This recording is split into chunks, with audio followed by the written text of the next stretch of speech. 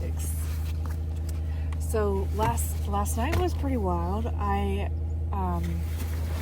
kind of hitched and then stayed at a hostel, we'll say, but not really. If we're gonna say it in hiker terms, that's what it was.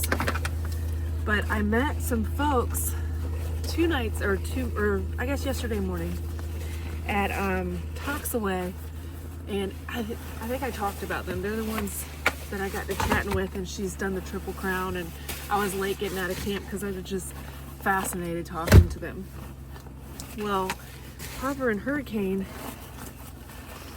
they decided that they were just gonna stay at a hotel last night, so they called a shuttle and they called Taz, and Taz got somebody else to come pick them up. Well, it ended up being one of the folks that I was talking to yesterday that was so fascinating. And that yesterday morning, they'd invited me to come stay at their house, and like anytime I'm up here in the area. And so last night, I had already set up, I was stealth camping at Laurel Valley basically at the trailhead.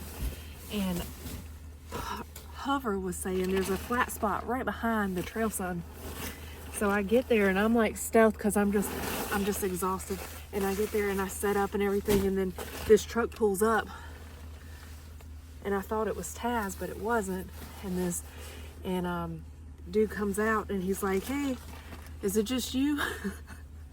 And I was like, no, I'm waiting for them to come down, because I actually was waiting for Hover and Hurricane to come down the mountain. And because you never tell people you're alone. So anyway, long story short, it ended up being the guy that I was talking to yesterday morning. So he had offered, I was like, I'm gonna take you up on that. He offered for me to come back to his, and stay with them again last night, get a hot shower. And I ended up talking with him. So I did go, and I got a nice shower. I got to sleep inside their warm house. So, and so anyway, so today it was so nice talking with all of them and talking with their son and everything that was there. He's the one that I horned in on his camp. Oops. Which he was fine with that. But anyway, today, so because I was able to do that, and we're able to get to the car, Hover and Hurricane were talking about they're just gonna drop their car off, or come to their car because they're so close, and drop their packs off and just slack pack today. And that sounded very tempting. So tempting, in fact, that as you can see, I am now at my car and I'm unloading my pack. I'm just gonna use this pack and slack pack today, and hopefully finish out the trail. Well, I have to finish out the trail because I'm taking my tent out of my bag. I'm leaving it here. So I have to finish today. So all I'm taking with me today is some food and water and a headlamp, just in case I don't get out before dark and get back here before dark. Sunset's at 5:30. It gets dark at 6. So there we go.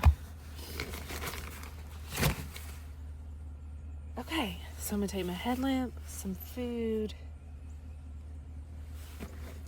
and I'm taking my pack so that I can just slack back and carry all my stuff in it and have my water on my shoulder. Although Gutsy, that's her name from yesterday. Well, that's her trail name. Gutsy was so kind. She cooked me breakfast this morning, and she offered, she gave me a day pack to bring for today, but I'm not going to use a day pack. I'm going to use my pack so I can have my water at my shoulder. But anyway, so today's going to be 14.2 miles to the trailhead, or back to my car, now that we moved the cars from the other trailhead. Because when we parked when we first came in, they made us park in the other parking lot, I think, because they were expecting so many people. They didn't want to fill up this parking lot by the nature center, so we had to use the other one.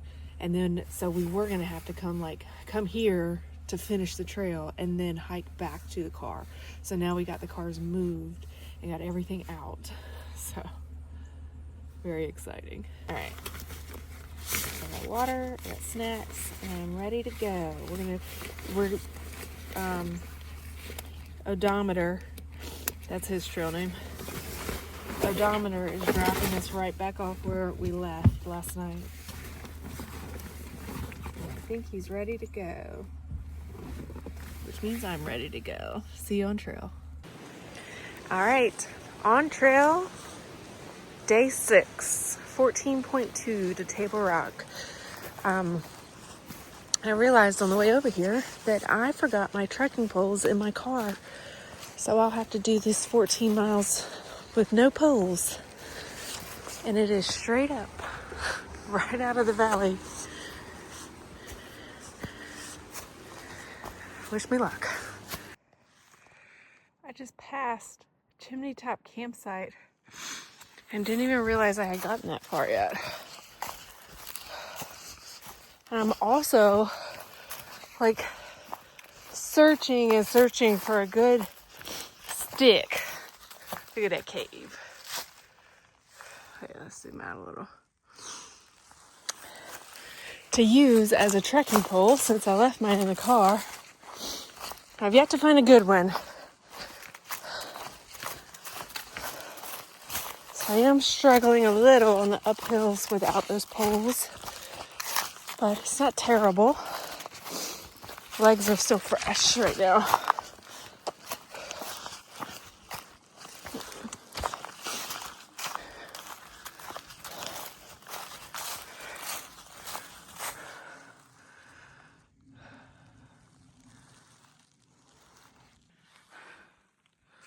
Look at the icicles coming off the mountain.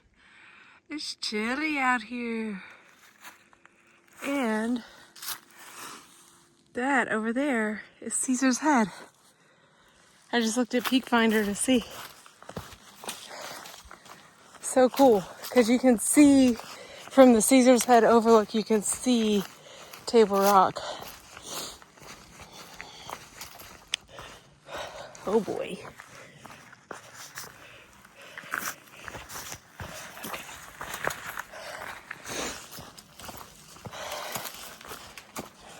I think I noticed that last time whenever I did this section and it was still kind of like fall leaves.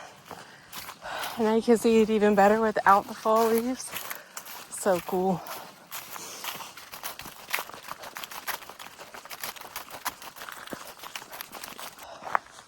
Made it to Chimney Top Gap.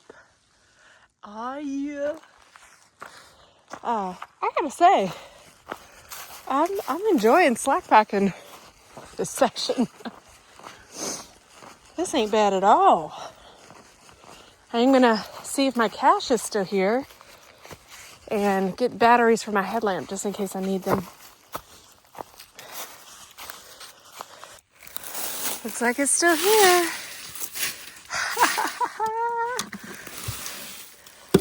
Yeah.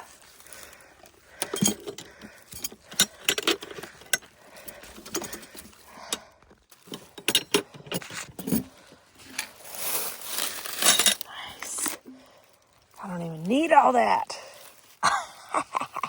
Thank you, Fresh Grounds. You are the reason why I don't need all this. You and Sir Stops a lot. When I got to my cache at Chimney Top Gap, the power bank was still at 100%. So if I were staying tonight, that would be great. But hover, let me have one of his poles for this climb up sassafras. What a trail angel. Look at this. That's ice coming out of the ground. That little curly ice. Oh, there's some right here.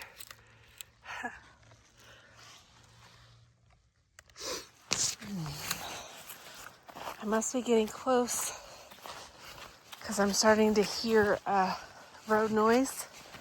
And when I just stopped to look at that ice, I heard people talking.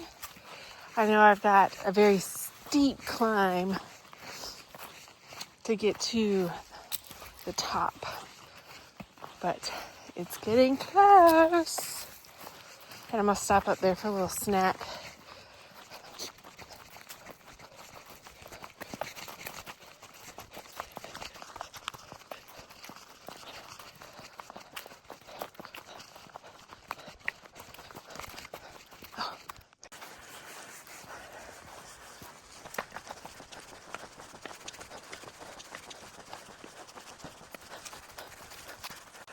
Sassafras.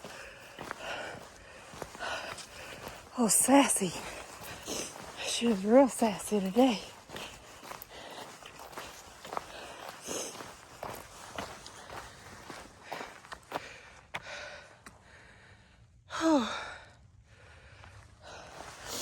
It's a hard 4.7 out of Laurel Valley. I'm gonna come up here and take a break. I'm also realizing that when I got snacks out of my cache that I did not get lunch. So I'm going to have to survive these next 10 miles on snacks.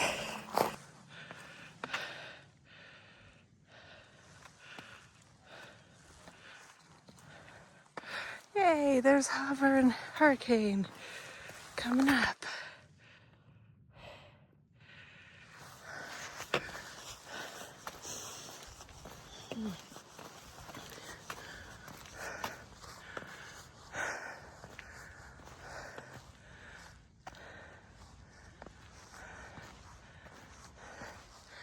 Okay, let's get the obligatory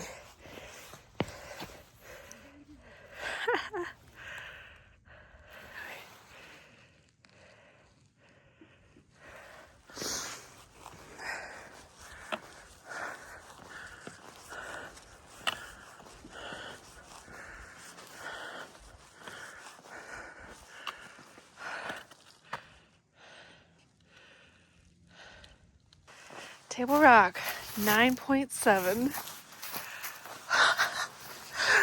Oh, this is making me so happy. About 12 o'clock right now ish. Just stopped at Sassafras for a little snack break. And I'm hoping to get out of here back to the car by 6 o'clock, giving myself extra time because a lot of this is going downhill, and this cold weather is not doing any favor for my knees. Plus, going down also does no favors for my knees, so I'm going to give myself a little bit of extra grace on this leg. But I'm so excited to have less than 10 miles to go. That's banana land. Ha!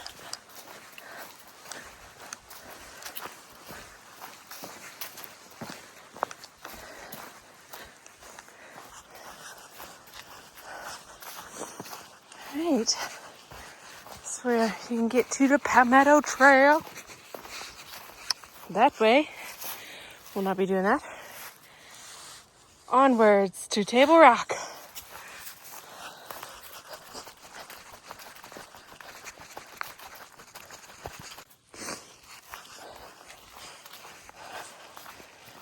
Hey, last time I did this section, I stayed here for the night. I was at the old homestead. It was actually really, really nice in here. I'll take one brief moment.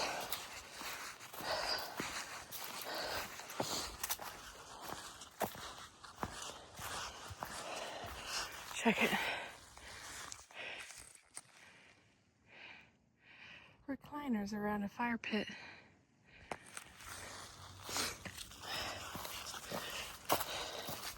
Really, really nice.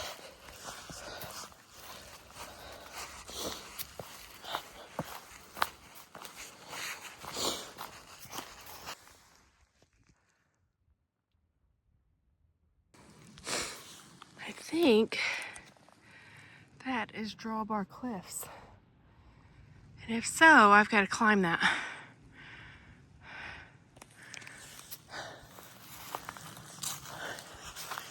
And I think that's getting towards the top of the climb up pinnacle.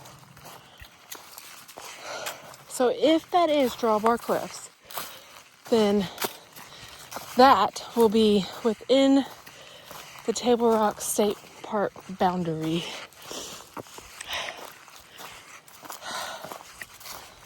Getting closer and closer.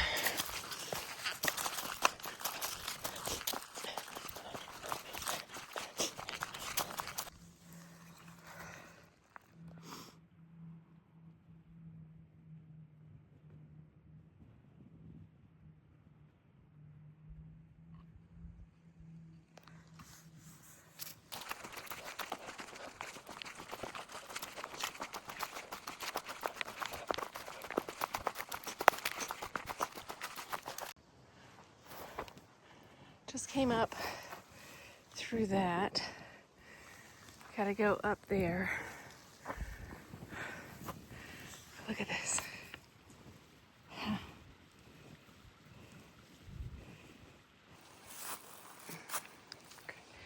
All right. I made it to the place where there's this cable mounted into the rock face over here and over the and over there. That zoomed in really fast. And it's just to keep you off to hold on to keep you on this slick rock with the stream coming down.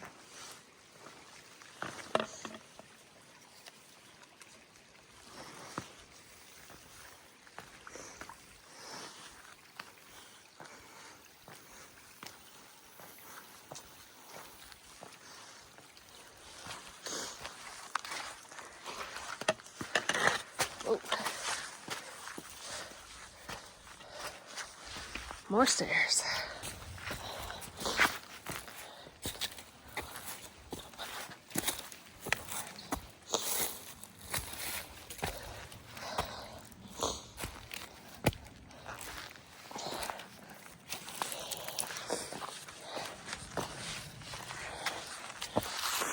Made it to the lighthouse campsite.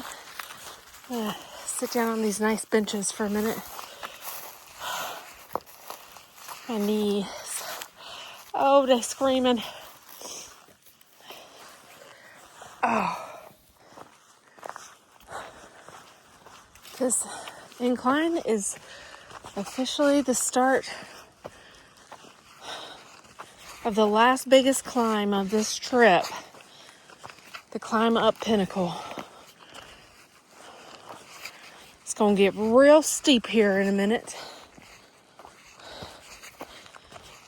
I think Hurricane said it was like 1.1 miles to the top. And then it's literally all downhill from there. Lucky for my knees, huh? And here is the last legal campsite before the end. There are a couple up there, but those are illegal ones within the park boundary. Check it out. That body of water is where my car is at. Oh, yes.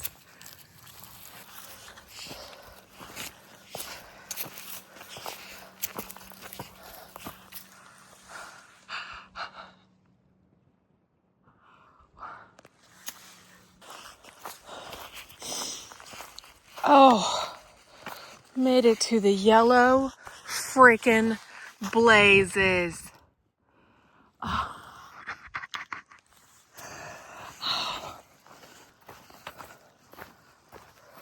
4 miles.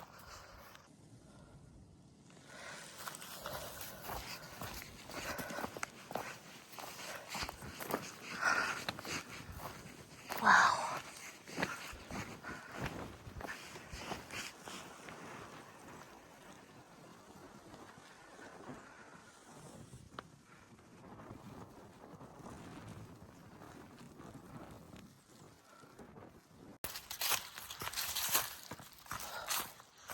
1 freaking mile. And I am struggling so bad. These last 3 miles have been type 2. I have hated every step of them going downhill. And my knees are in excruciating pain right now. But at least this terrain is more manageable for the moment. So I am trying my darndest to get to that trailhead sign before dark. Before it's like too dark. It's already past sunset. But before it's too dark to see the sign.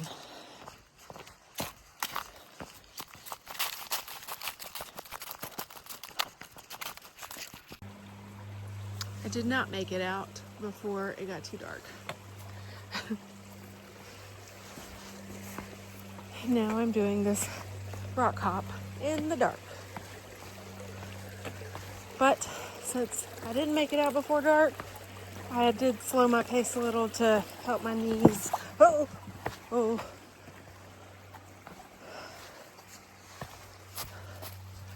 And I will get out when I get out.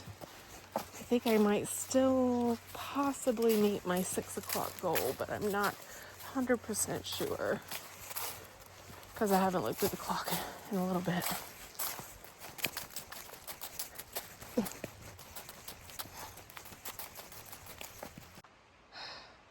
Freaking made it.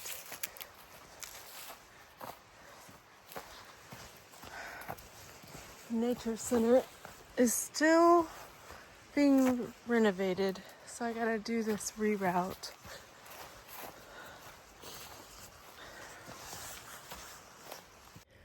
On the trail, I am worn thin.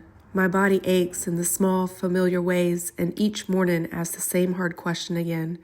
Can you do this one more day? The miles feel heavy while I'm walking them. The repetition grinds. Weather presses in. Doubt rises quietly with the fatigue. I fantasize about rest, about comfort, about being done. And yet, when I come home, something inside me goes missing. I miss the simplicity of waking with the light and moving until my body tells me to stop.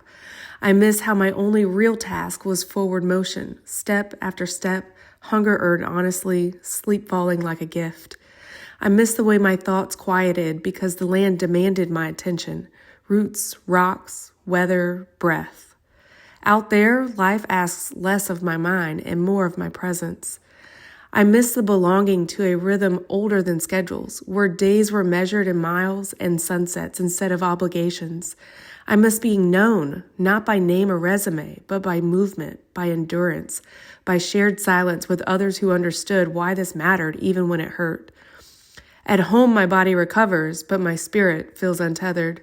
The discomfort fades, yet the meaning sharpens. The trail's hardships blur, but the feeling of being fully alive remains. Clean, spare, and undeniable. What I grieve is not the pain, but the clarity. Not the exhaustion, but the purpose it carried. The trail was never easy, but it was honest. And once I lived inside that honesty, ordinary life feels louder, heavier, and somehow less real. What I miss is not just hiking. It's the version of myself that existed when all I had to do was walk forward and trust that that was enough.